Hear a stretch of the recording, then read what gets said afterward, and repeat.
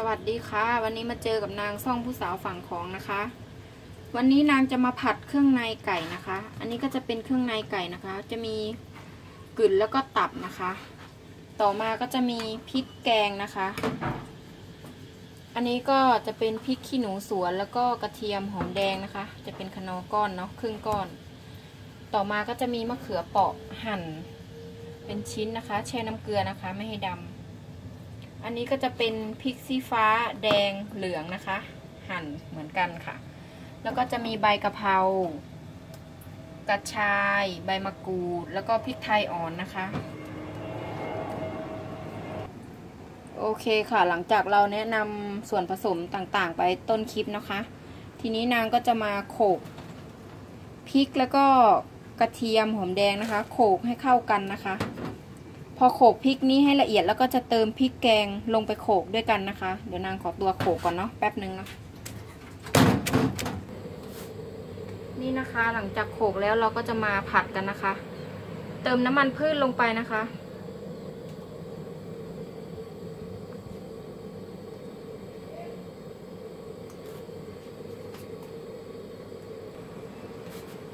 แล้วก็เติมพริก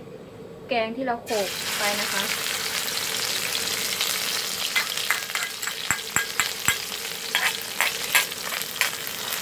ผัดให้หอมนะคะ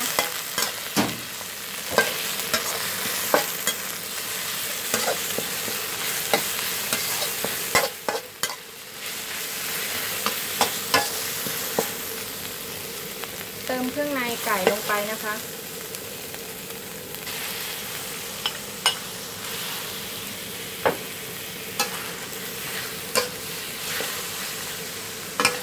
แล้วก็ผัดนะคะให้เขาสุกนะคะผัดให้เครื่องในสุกนะคะระหว่างนี้ก็จะเติมใบมะกรูดลงไปนะคะ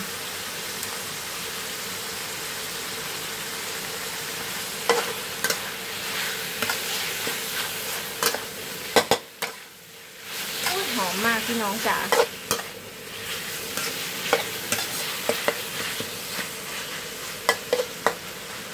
ผัดไปเรื่อยๆนะคะนี่นะคะผัดมาสักพักนะคะข้างในใกล้สุกเนาะก็จะเติมมะเขือเปราะลงไปนะคะ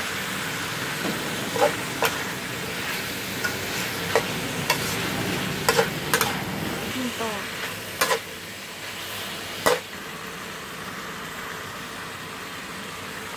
ใส่คะนอลงไปนะคะคะนอก้อนเนาะพอดีรสดีนางหมดถ้าใครมีรสดีก็ใช้รสดีนะคะแล้วก็จะผัดไปเรื่อยๆนะคะให้มะเขือเขาสุกก่อนเนาะเดี๋ยวนางจะมาปรุงให้ดูทีเดียวเนาะ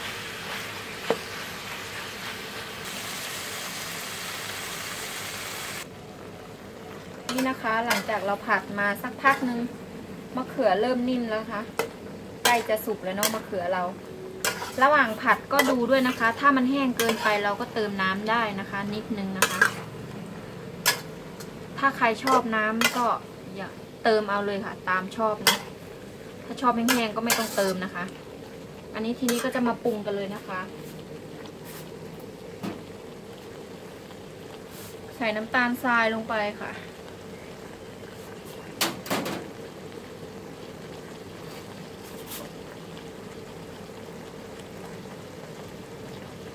ซีอิ๊วขาวนะคะ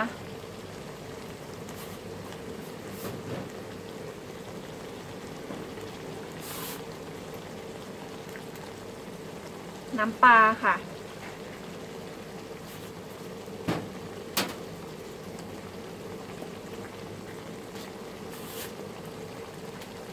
น้ำมันหอยนะคะ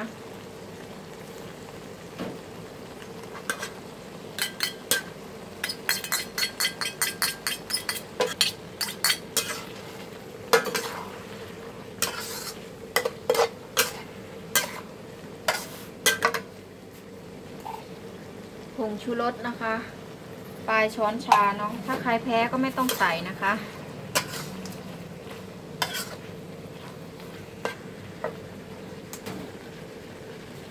พริกไทยอ่อนนะคะ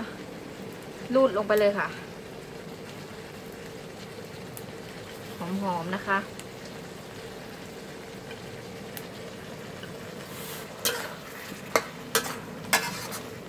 นี้ก็จะมาชิมดูรสชาตินะคะ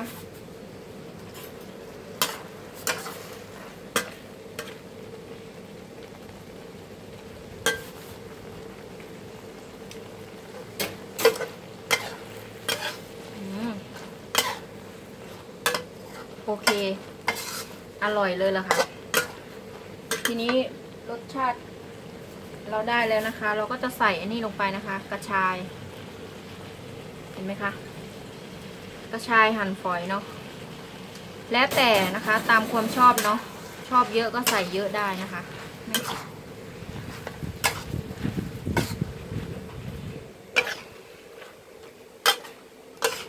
น้ำก็พอขลุกขลินะคะคลุกกับข้าวสวยร้อนๆไข่ดาวสักฟองนึงนี่เข้ากันเลยค่ะ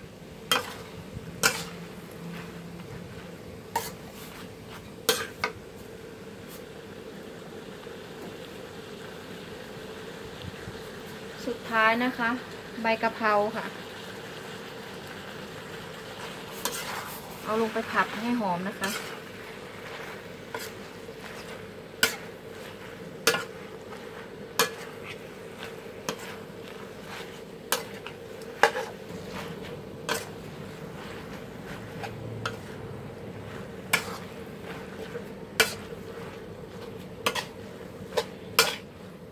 นี่นะคะก็ผัดให้กะเพราเขาสลดนิดนึงนะคะจะได้หอมๆเนาะอันนี้อาจจะมองไม่เห็นต่อนเครื่องในสักเท่าไหร่นะคะเพราะว่านางหั่นเล็กมากเนาะไม่อยากหั่นหนาๆมันเหนียวหั่นเล็กๆแล้วก็คลุกข้าวกินเลยค่ะอร่อยสุดท้ายนะคะโรยหน้าด้วยพริกสีฟ้านะคะจะสีแดงสีอะไรก็ได้หมดนะคะ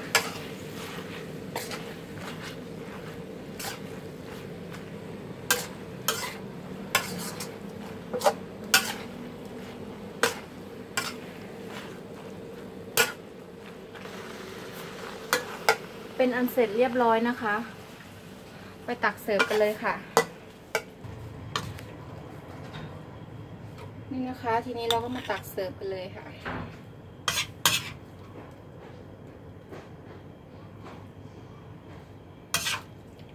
ผักเยอะหน่อยนะคะเพราะว่า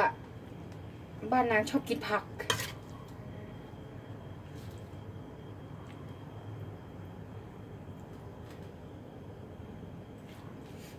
อันนี้เป็นผัดเครื่องในไก่นะคะ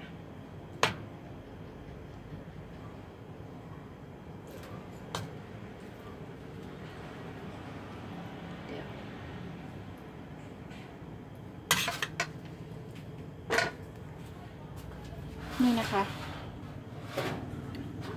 หน้าตาน่ากินมากค่ะตักกินกับข้าวสวยร้อนๆไข่ดาวสักฟองหนึ่งนะคะเข้ากันมากเลยนะคะโอเคสำหรับเมนูนี้นางก็ขอตัวลาไปก่อนนะคะถ้าใครชอบก็ช่วยกด Subscribe กดไลค์กดแชร์ให้นางด้วยนะคะอย่าลืมกดกระดิ่งนะคะมีเวลาก็จะพยายามอัพคลิปลงเรื่อยๆนะคะสวัสดีค่ะ